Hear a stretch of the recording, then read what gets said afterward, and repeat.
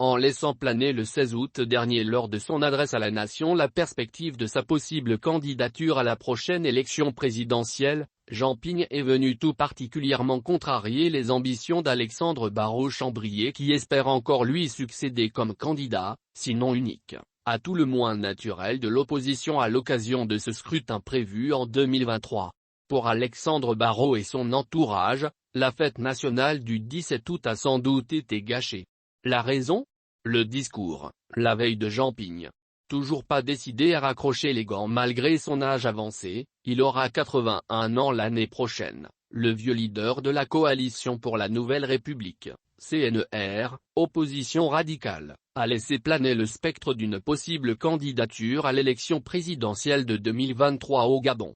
Le moment approche où je m'ouvrirai à toutes les voies proposées par le peuple gabonais.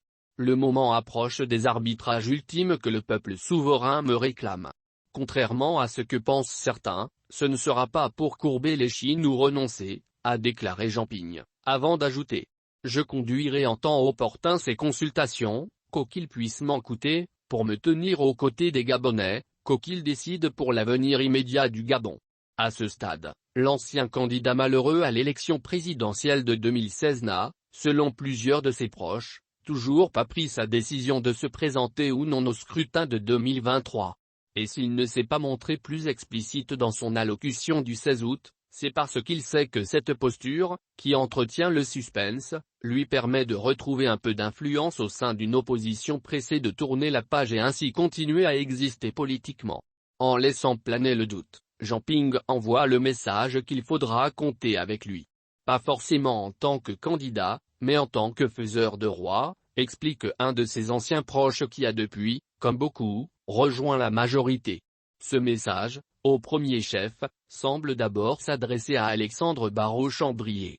Face à un Nguyen Bandama, dont le parti est le mieux représenté de toute l'opposition à l'Assemblée nationale, ou à un Paul-Marie Gondjo ou une Paulette Missambo qui se disputent l'un ou ce qu'il en reste, le président du RHM le sait, il a indispensablement besoin de l'adoubement de Jean Ping pour, d'une part, espérer s'imposer comme le candidat, sinon unique, à tout le moins naturel de l'opposition en 2023 et, d'autre part, ne pas hypothéquer ses maigres chances de faire un score à 2 chiffres le jour du vote.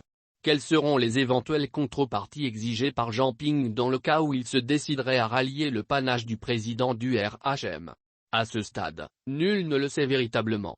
Mais une chose paraît claire, enfin politicien, le leader de la CNR vendra d'autant plus chèrement sa peau que ce sera sans doute pour lui la dernière occasion de le faire.